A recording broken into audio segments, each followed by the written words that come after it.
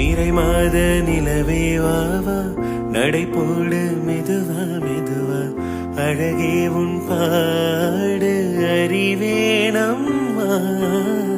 மசக்கைகள் மயக்கம் கொண்டு மடி சாயும் வாழை தண்டு, சுமையல்ல பாரம் சுகம்தானம்மா. தாயான பின்புதான் நீ பெண்மணி, தோள் மீது தூங்கடி கண்மணி கண்மணி. காலையில் தினமும் கண் விழித்தால் நான் கைதொடும் தேவதை அம்மா. அன்பென்றாலே அம்மா என் தாய் போலாகிடுமா.